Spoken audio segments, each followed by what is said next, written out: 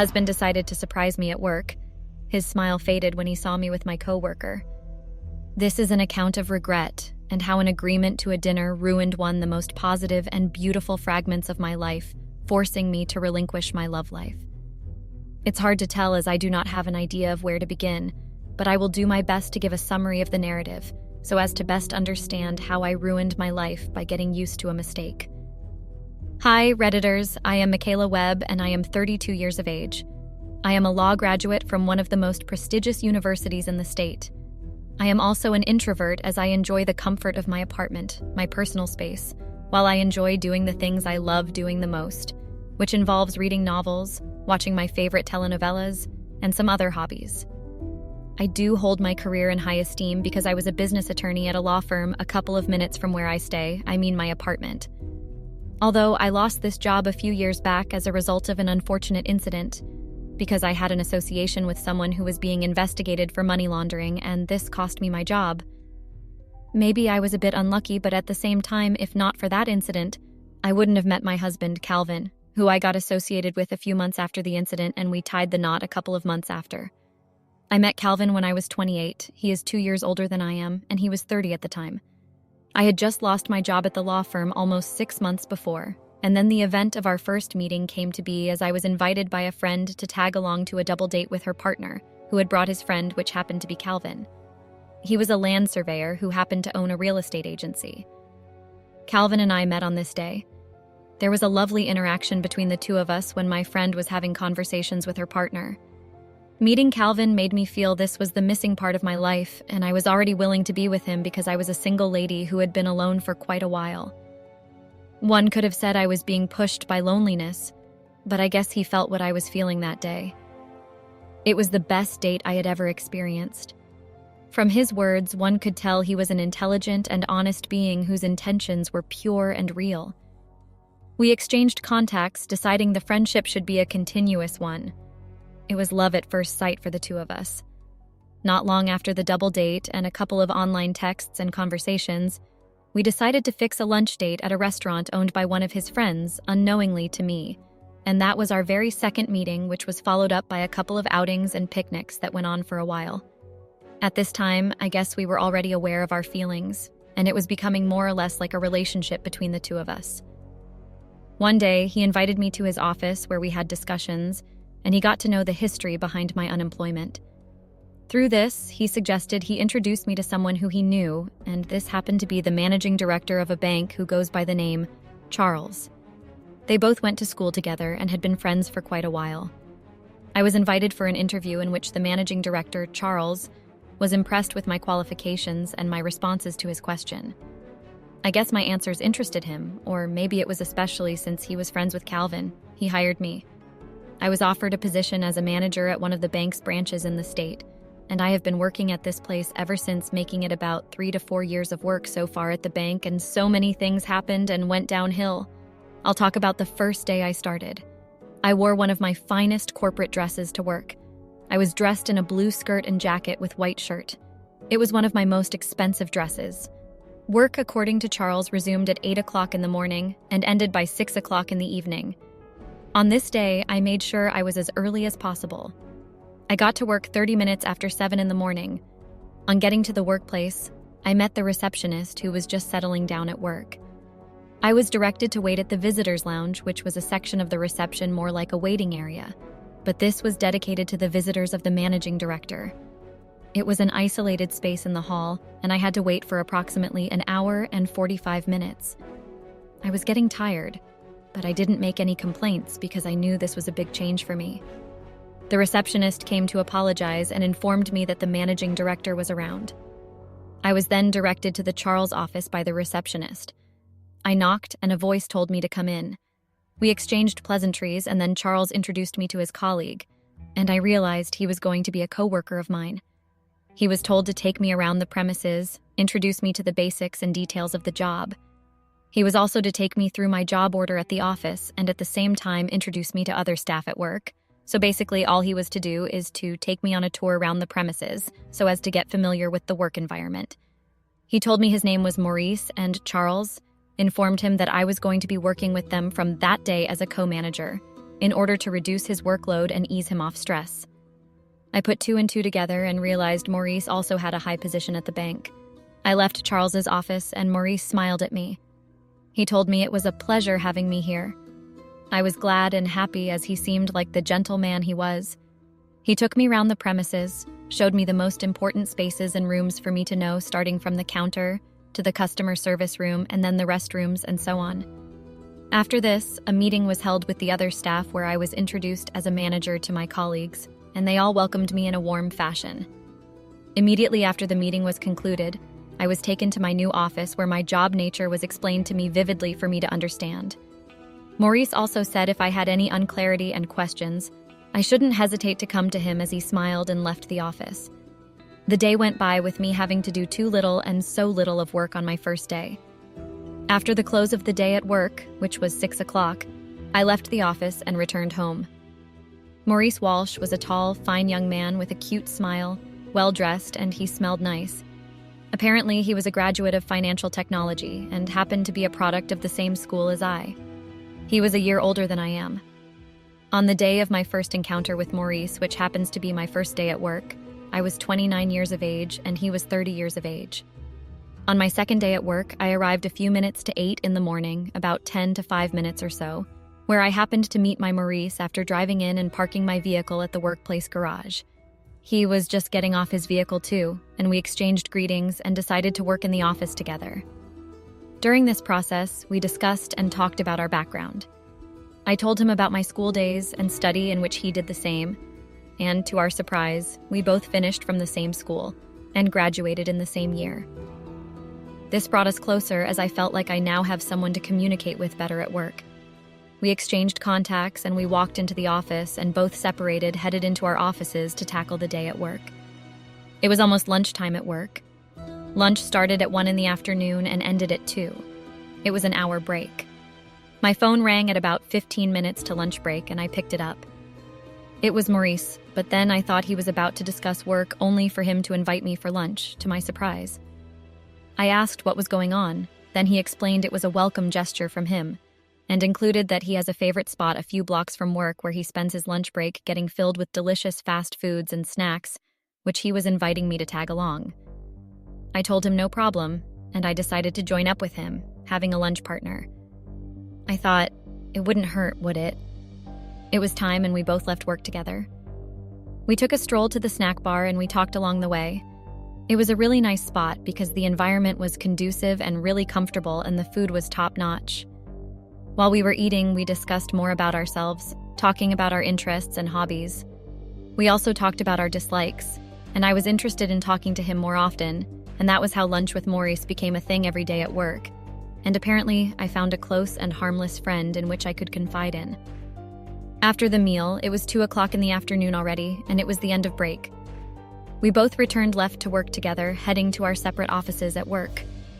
Work ended at 6, and we said before we headed home. At this point, Calvin and I were not married, but we were actually dating. He was also aware of my friendship with Maurice. Then how did the marriage come to be? It was a beautiful weekend, probably 4 or 5 months after I started work, and I was free for the week. Calvin and I went on a picnic together at a park. We were both dining and eating while making jokes and having fun. The typical playing games with someone you're in love with. I was pressed and I had to use the restroom. I told Calvin about this and I was like, I'll be back. It was almost as if he had been waiting for this chance. His chance. When I got back, we continued with our games until I discovered a wrapped box like a present. It wasn't there before I left, and then he said he just had it delivered and that he had been expecting since before I left. He also said it was a present for me and then handed it over to me to unbox. I looked at the shape and it looked like a jewelry box. I was right, of course. I was excited to open it in order to see what sort of necklace he got for me. To my surprise, I found a ring instead. I was even more shocked when he knelt down in public with a proposal for marriage as I opened the box. It was one of the happiest days of my life because I had been expecting his proposal for so long since our first meeting at the double date. Without wasting time, I told him yes in a hurry in case he decided to change his mind or call it a prank. He smiled and then inserted the ring into my finger. He hugged me and gave me a long kiss I would never forget. It didn't take us up to a month, and we were fully wedded as husband and wife because I wanted to be his wife so soon. We started living together and I moved my properties into his own department. I became Calvin's wife at the age of 29 and he was 31.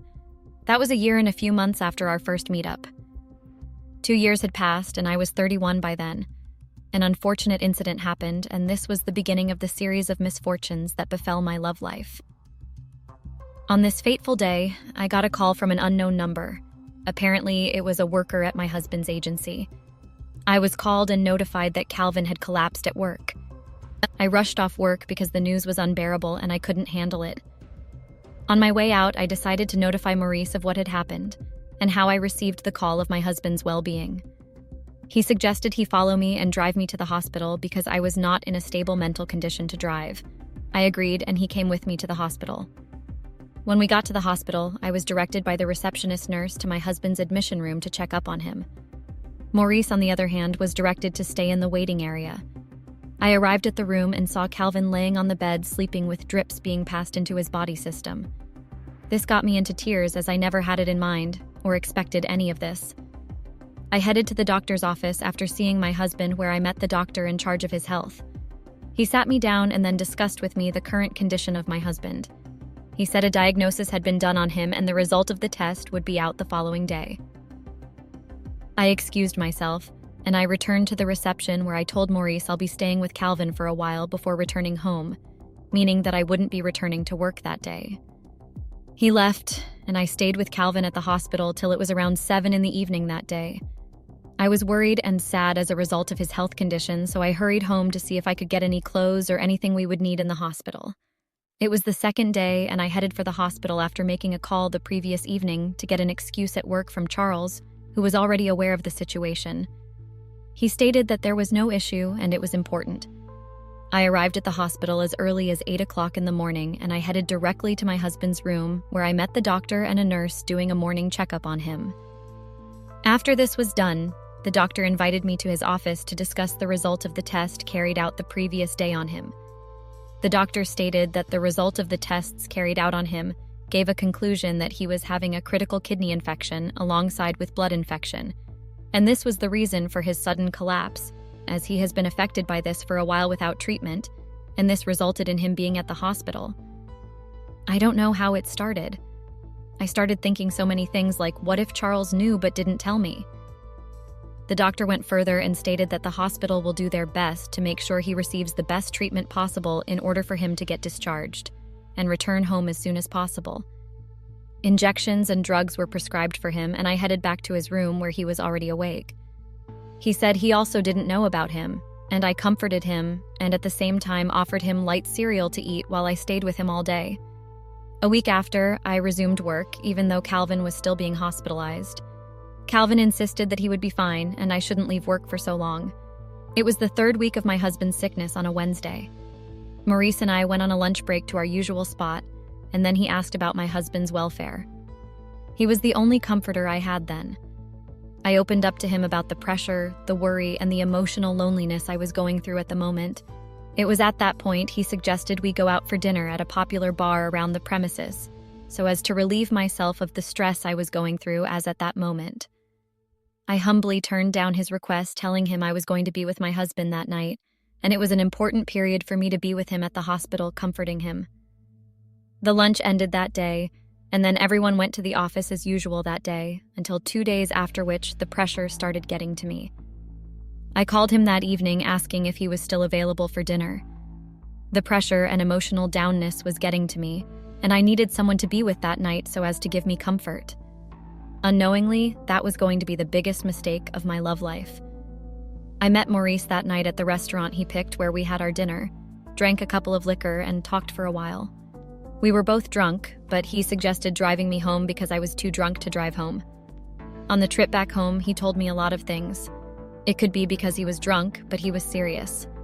Emotions started spilling, and he started to talk about how he was into me until he discovered I was getting married and it was too late for him to ask me out properly. I also told him it could have been him I had married if I hadn't met Calvin early. I know I shouldn't have said that. I guess both of us were under the influence of alcohol. Once I got home, he escorted me to my front door, but I tripped. He had to carry me up to the room where our matrimonial bed is located. One thing led to another, and then we slept off. I woke up the next day naked with a naked man beside me. I was still having a hangover from the previous night, and I realized what I had done. It was my first affair with Morris, a mistake that would not have happened if I had not agreed and called for the dinner. I was shocked, and I tapped him awake. He woke up in confusion too. The feelings were there truly, but the affair was a mistake to both of us. I guess through the process of the intercourse, at some point I might have thought it was Calvin, and it happened in my room, on my matrimonial bed.